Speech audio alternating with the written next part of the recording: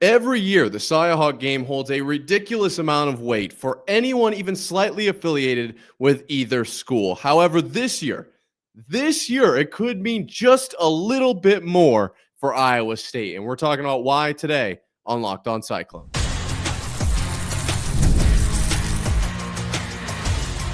You are Locked On Cyclones, your daily podcast on the Iowa State Cyclones, part of the Locked On Podcast Network. Your team every day. Welcome into Locked On Cyclones, part of the Locked On Podcast Network. Your team every day. Shout out to you for being here every single day and making this your first watch or listen of the day. I appreciate it more than you know. Whether you're watching on YouTube or listening on your favorite podcasting platform, be sure to hit subscribe so we can prove once and for all that it is, in fact, a Cyclone state. Obviously, more important this week than any other. We're going to start talking about the Cyhawk game. Okay, because guess what? I know this isn't maybe the biggest game, for the Big 12 standings for Iowa State. I do think this is an important game for Iowa State in the college football playoff race. But I can see why some would say, oh, Iowa State, of course, get so fired up over the Cyhawk game. It's Iowa State Super Bowl, blah, blah, blah. This is an emotional game. This is a fun game. We're going to start talking about it a little bit earlier maybe than we potentially would have. Let's move on from South Dakota and start talking about this Cyhawk game. I can't wait. I cannot wait. We'll talk more about that in the third segment. But let's break down today's episode. First, we're going to talk about Rocco Becht. Is this a legacy game for him against Iowa? Maybe, maybe not. Stick around to find out what I think. Then we're going to talk about what I initially think of this game. Where does Iowa State have the edge? Maybe where do they not? What can they attack? What can they defend well? We'll break it all down just at this point in the week. We'll obviously do some more preview and potentially talk to some other guests to give us some better insight into what we can expect. And then finally, we're going to talk about, could emotion play a big role in this game? I personally like to look at football from that side of things a little bit more. And so I do think it plays a very large role in this one. I think a lot of people are willing to get caught up in the numbers and the X's and O's and what's on paper. Let's talk about the emotional side of it too. So we're going to do that to round out today's episode. But first, today's episode is brought to you by FanDuel. Football season is here. Visit the FanDuel app today and start planning your futures bets now. Okay, so to start off today's episode, like I said, we're talking about Rocco and is this a legacy game or not? I'm going to call it right off the bat right now. This is not the answer you want, but it depends. Okay. The answer essentially being that it could be. This could be the legacy game for Rocco Becht at Iowa State. And this was really brought on to me by at King_Wasabi69 on X. Iowa State fan here says that if Rocco Becht beats Iowa, he is deeming him the best quarterback in Iowa State history. And I thought, whoa, that's pretty strong words there, because Rocco Becht is amazing, but I think a lot of people consider Brock Purdy to be the greatest of all time. Just obviously played well in college, but also what he's done in the pros. I think he's kind of claimed that title. I know Seneca Wallace is a lot of people's, maybe greatest of all time too. Definitely one unbelievable player in Wallace as well. So really, I'm going to stick to Purdy here. And this is not a conversation necessarily of does this make Rocco better than Brock Purdy, but just kind of talking about what this tweet was getting after, Brock versus Rocco. I went ahead and looked at some of the stats here versus, Rocco versus Brock. And I think, I hate to say it, but I do think that Rocco is trending in that direction. And I'm not going to break down every single statistic here for you, because I've done that. I've done that in a lot of shows. I just think it's kind of a waste of time at some points. But just glancing at these, going into them a little bit myself, I think there is a very strong argument that Rocco is knocking on the door. Okay. Now, beating Iowa would be pretty tremendous for Rocco in this one. Obviously, getting his second win over Iowa and what has the rivalry looked like over the last few years. I mean, really all time even. It's not exactly what I would like it to be. Okay. And so I do think that getting that record, those two wins over Iowa is going to be a big part of this. Now, to me, to propel Rocco Becht into the greatest Iowa State quarterback of all time, I don't think it's going to be this game. I don't think this game is a make or break for Rocco. And honestly, I don't even want it to be like that at all. Like, I don't want this to be the game. I want it to come down to, did he make a Big 12 championship again? Like, I think if Rocco makes it back to the Big 12 championship, win or lose, I think there is a very strong argument, because of how good the Big 12 is this year, that would put him in the category of greatest of all time. I think he's already up there for clutchest of all time by far. The kid has poise like no other. I mean, Rocco, and we've been talking about this, right? But I think that this win over Iowa, it moves the needle, but I don't think it's the end all be all. I think if Iowa State, carries, a 10-win record at the end of the year, back-to-back 10-win seasons, both Rocco holds then in that case 100%, which he does now, but multiple seasons, 100% of Iowa State's 10-win seasons, 10+ win seasons. That to me is a huge deal. Like that would definitely go into that equation. Beating Iowa, well, what if Iowa State runs all over Iowa and we end up beating them 43-8? Is that Rocco Becht? So I'm not going to look at this and say Iowa State, if we beat Iowa, Rocco Becht now the greatest of all time. No disrespect to King Wasabi, Iowa State fan here. If you're watching, shout out to you for throwing this out there. I think this is a great question. Got a lot of views too. So I think it was obviously it was a worthy post. But my point is, I don't think it comes down to just this for Rocco. I think we've seen a lot in the past, and I think there is a lot to see in the future. And he also, at the exact same time, has stayed absolutely true to what Iowa State football is all about, which, and not to say that the other quarterbacks didn't, but it just that doesn't take anything away, right? It's not like Rocco, came back, asked for more money, was like, yeah, I'm threatening to transfer. Oh, I'm going to go to Tennessee unless we can get. No, Rocco's always been an Iowa State guy through and through. There's never really been a doubt. Never really been a doubt. Performs on the field, a teammate, a leader. I think Rocco is in another league of his own. Like, if you rank all the Iowa State quarterbacks, I think he's up there in that upper tier. Now he's just fighting for that 1, 2, 3. Where's he going to fall at the end of his Iowa State career? Seems like we're cutting this off a little bit short. This conversation is kind of being called a little early, in my opinion. I still think that if Rocco were to lose this game to Iowa, he'd have plenty of time to make that up and move into that upper tier, just in my opinion, to that number 1 spot. Because, yes, this win over Iowa would be great for the college football playoff race, but it's not the end of the world. This is still non-conference play. However, I am not downplaying this game at all, though. I will say this is a huge game. It is. It's a game. It's a huge game in the state of Iowa every single year. You know that. I know that. Everyone around both of us knows just how big this game is, and we'll talk about that in the third segment.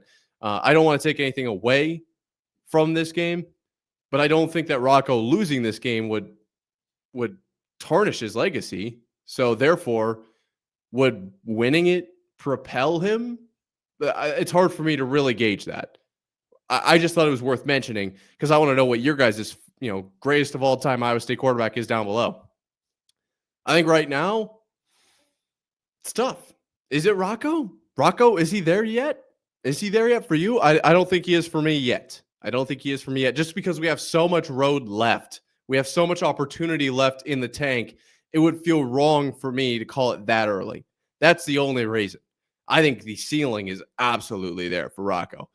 And a lot of this conversation, I think, will be talked about in the third segment. So I'm trying not to repeat myself. I've got points up here in my brain that I will be revisiting. So don't go anywhere for that third segment. But first, we have to talk about Iowa State versus Iowa, my initial breakdown, okay? Because I've got some thoughts on this. So we're going to talk about that coming up here right after this.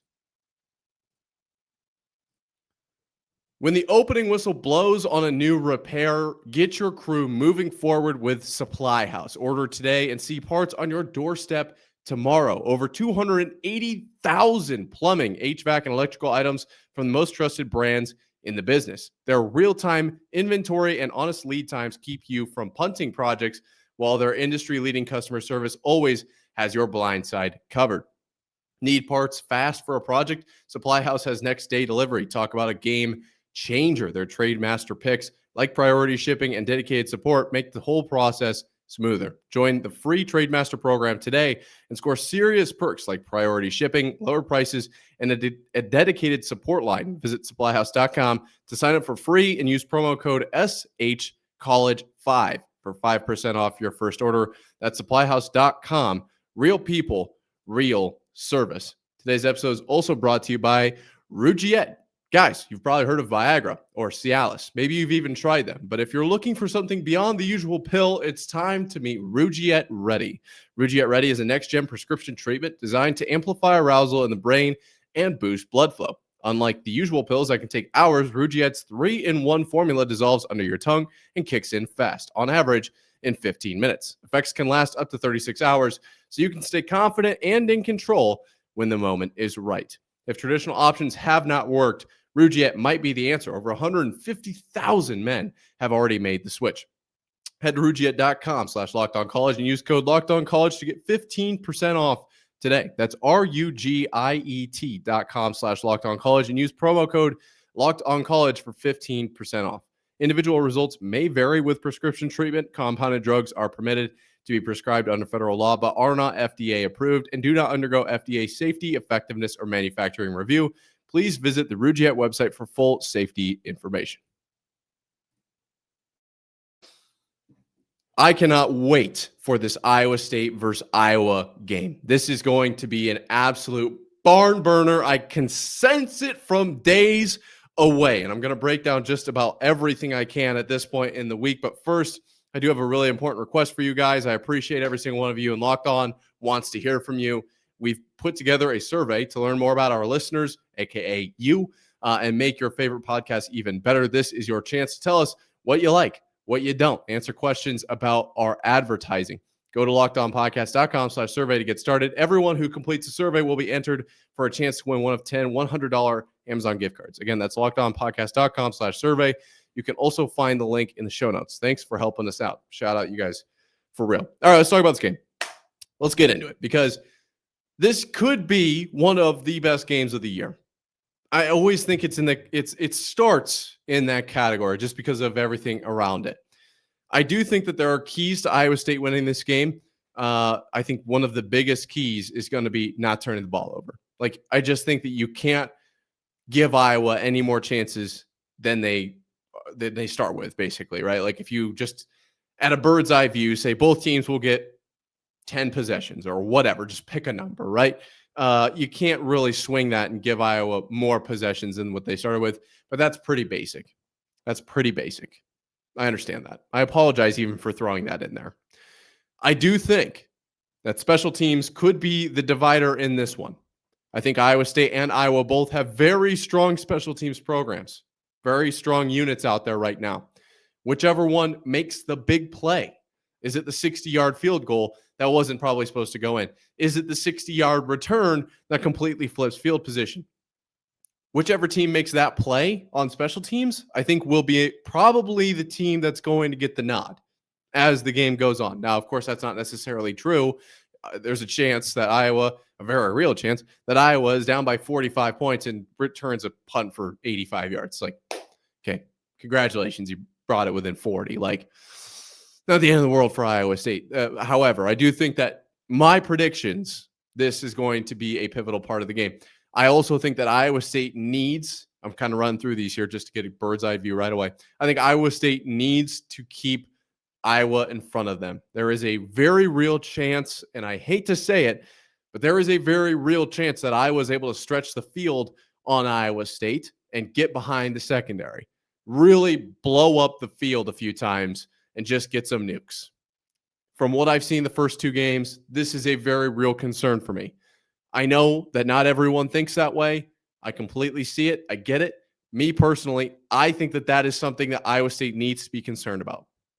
On the offensive side of the ball for Iowa State, a couple keys. Spread the wealth. Obviously, we've seen this. It works. Hit the tight ends. Hit some wide receivers. Hit some running backs even.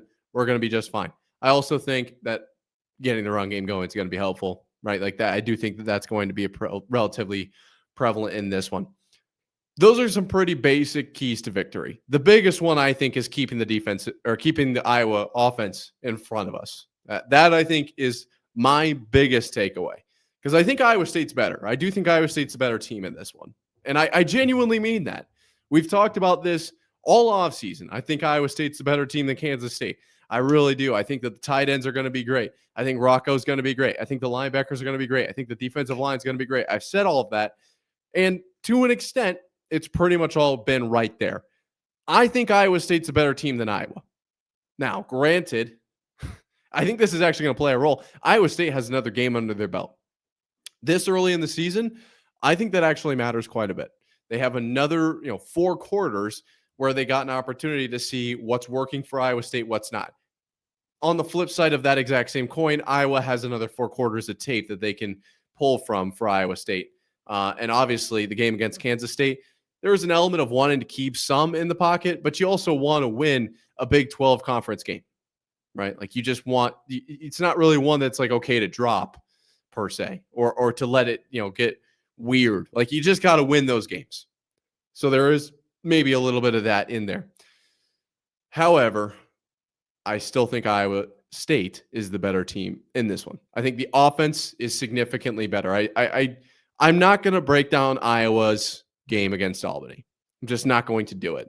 It's not my position. All right. Locked On, I believe it's Locked On Hawkeyes. Maybe it's Locked On Iowa. And Trent Condon do a great job. Okay. They've got it all over there. They know what's going on with Gronowski. And I just don't have space to speak on that. And I don't even really want to throw bad juju out there and end up being, mentally, I couldn't handle that. I couldn't be any part of Iowa State losing this game, even if it's partially karma. I don't want it. Okay. I'm not going to speak ill on Iowa play from their game in against Albany, at home. I do think that there were a few things that I saw that were relatively not concerning for Iowa State, but definitely definitely something worth looking out for. I do think that Caden Weegan, the Jet Award winner from last year, we saw his first receiving touchdown. He could be a guy to look out for. Albany made it very clear they didn't want to get the ball to him. I think Iowa State needs to do the exact same thing. Like I said, keys to victory. At this point in the week, I don't think we can allow Caden to have, or Weegan to have, an 80-yard return. I just don't. I think that's way too powerful. You can't risk it. You just can't. Kick it out of bounds. Do not give them the opportunity to flip field, to gain a crazy amount of momentum, because I've seen a bunch of tweets. And I am on Twitter, guys, Nick_Marv, or X.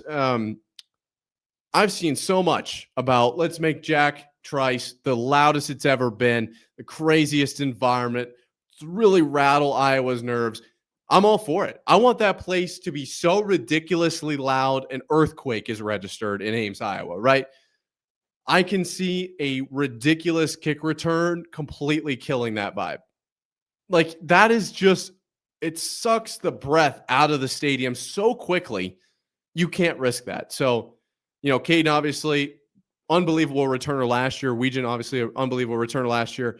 Looks like he might be getting a bigger role in the offense, potentially. We'll see what happens. Can Gronowski even get him the ball? That's something that you'll probably have to go over to Locked On Hawkeyes to learn more about. But definitely a guy that Iowa State needs to look out for. I think if you don't know that name by now, this was a very important conversation. Like, you need to know that name going into this one. Gronowski, obviously, the name that everybody's talking about. Maybe didn't have the best game of his life, but could always turn it around really quick, right? It only takes that game is over. Those 4 quarters are now over. We're opening the next chapter. So I think the secondary, I think the linebackers need to show up in this one. Those are my initial kind of takeaways, or not takeaways, but intro thoughts towards this game. I think we absolutely have to keep the defense or the Iowa offense in front of us. Mandatory. Cannot let Caden Weegan or any returner for that matter, because I know Iowa had another ridiculous return. Can't let them flip the field on us. Can't have it. On offense, do your thing. Spread the wealth. Rocco's a great quarterback. He's going to be able to evade pressure. I'm not too worried about it. I do think if Iowa State can create some pressure on Gronowski, that's going to play a big role, because it looked like Gronowski got rattled relatively easily. But I'm not putting that in keys to victory. I think that just needs to be pretty standard operating procedure at this point. Like, I think Iowa State needs to get a pass rush going. I think that's relatively fair. Where would you put the keys to victory? Let me know in the comments or on Twitter at Nick_Marv. That's where I'm at right now. That could change. We're probably going to have some conversations this week, learn a little bit more about Iowa, look a little bit more closely at Iowa State in their first 2 games. We'll see. Where are the strengths, where are the weaknesses? Do not go anywhere this week. This is Cyhawk week, baby. I cannot wait for this game. And I think that my emotion is starting to come through the screen. And we're, 5 days out from this? We're a ways out. When Saturday gets here, it's going to be ridiculous. And we have to talk about how big this game is in the state of Iowa right here after this. Today's episode is brought to you by FanDuel. The NFL season is almost here. It is so close, and FanDuel is making sure you're ready for kickoff with a can't-miss offer. Right now, new customers can bet just $5, and if your bet wins, you'll get $300 in bonus bets to use across the app. 300 is a wild number. That is a lot. That's the biggest I've seen. I love using FanDuel, personally. It just fits perfectly however you like to bet. Player props, building a same game parlay, or even jumping in live as the action unfolds. It's quick, it's easy, it's the best way to get a little bit more energy added to those Sunday games. So are you ready to play? Download the FanDuel app now by visiting FanDuel.com to get started. That's FanDuel.com to place your first $5 bet. Today's episode is also brought to you by Game Time. College football is back, baby. Iowa State's 2-0, and I could not be more excited. The tailgates, the rivalries, the energy in the stands. There is just nothing like it. But let's be real. Actually getting tickets can feel like more of a battle than the game itself. Endless queues, hidden fees, prices jumping at checkout. That's why I use Game Time, the app that gives me the advantage back to the fans. It's the easiest way to score last-minute tickets at the best prices with no surprise fees. What you see is what you pay. I love the zone deals. By far one of my favorite features. Pick the section, Game Time picks the seats, and you save big. We all know by now my favorite feature is being able to see the view from the seat before I make the purchase. It's a game changer, but it is unreal. Take the guesswork out of buying college football tickets with Game Time. Download the Game Time app, create an account, and use code LOCKEDONCollege, for $20 off your first purchase. Terms apply. Again, that's promo code LOCKEDONCOLLEGE for $20 off. Swipe, tap, ticket, go. Download Game Time today. All right, I cannot believe we are here. We have waited months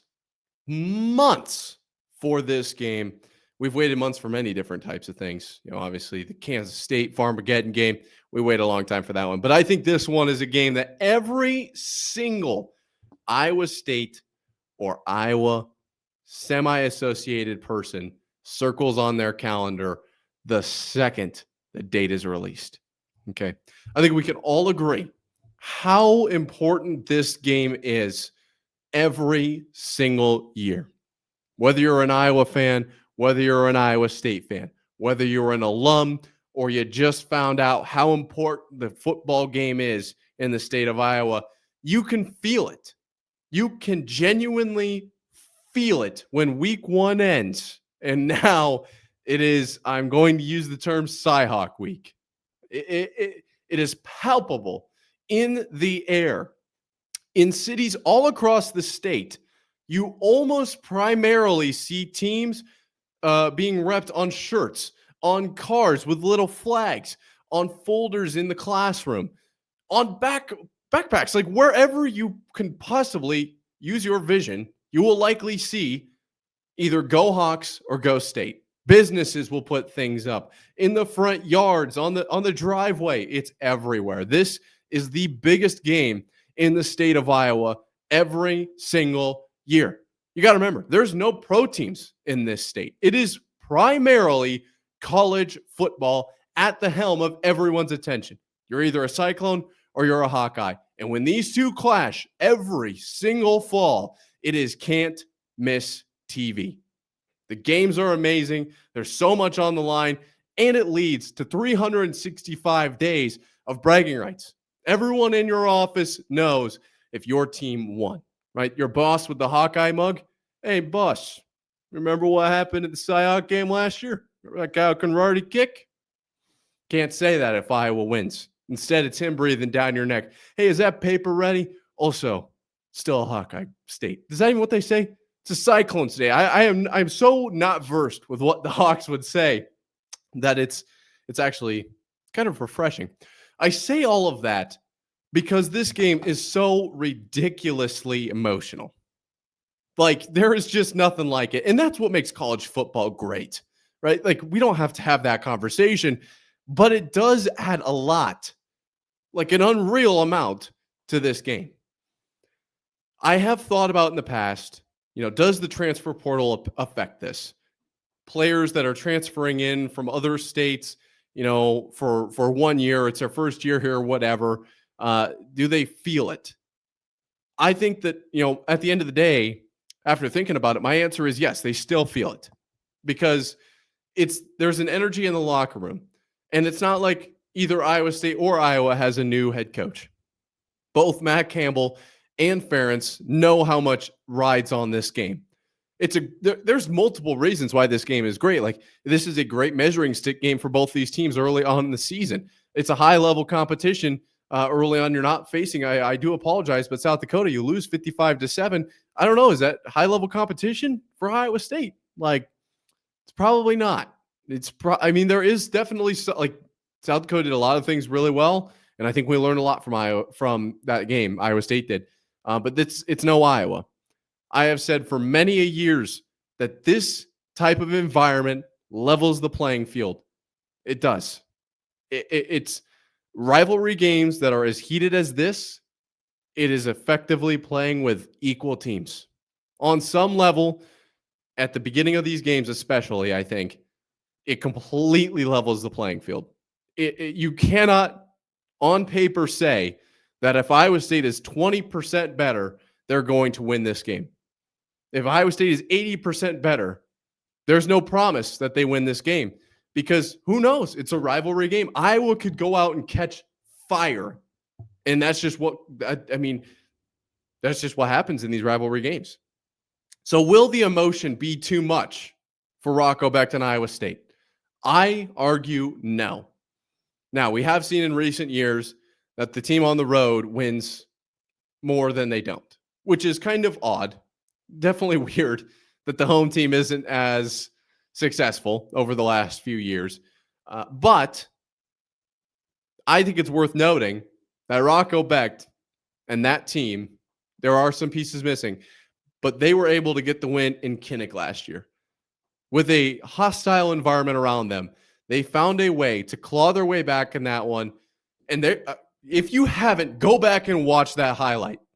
It is it might be like 13 of my favorite minutes to watch.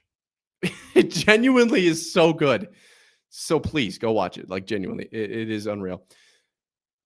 If they can do that there, what can they do with a home crowd? There is going to be a lot riding on this game, just emotionally, more than really anything else. I think this is a great test for Rocco Becht early on. Can you handle the pressure, which we know he can, but the team as a whole, can you handle the pressure of a situation like this?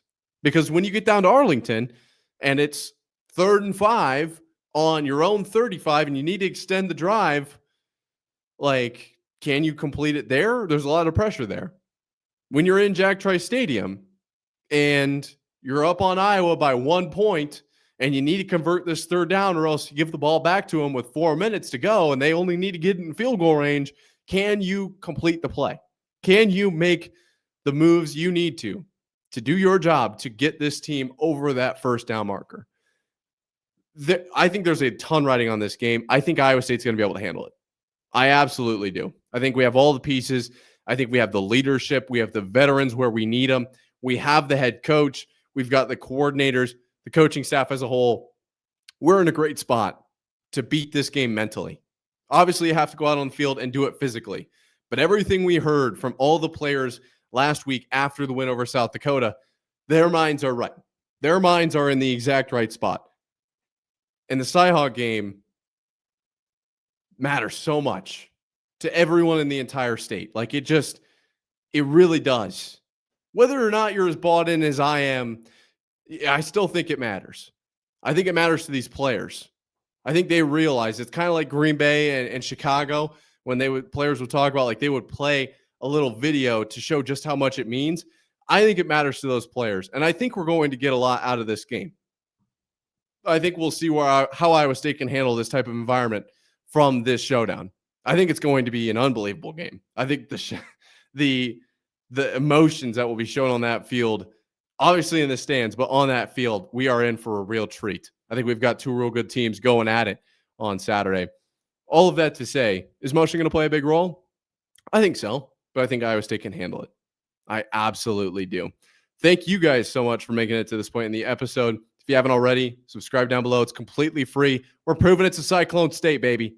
We are doing it. It's the best time of the year. Can't believe it. Really quickly, it is another big moment for Locked On college football fans. Locked On and Fire TV present College Football Kickoff, your ultimate college football weekly preview. Drake Toll of Locked On Big 12 leads the conversation alongside two-time AP Coach of the Year Gary Patterson, former college star Jesse Holley, and Locked On's local experts. College football preview only Locked On can do so. Catch College Football Kickoff every Thursday throughout the season, only on Fire TV. I can almost guarantee you they're going to be talking about the Cyhawk game this week. I would be shocked if they did, because this game is so big. That being said, until next time, Cyclone fans, stay safe out there. It's a Cyclone State, and sign.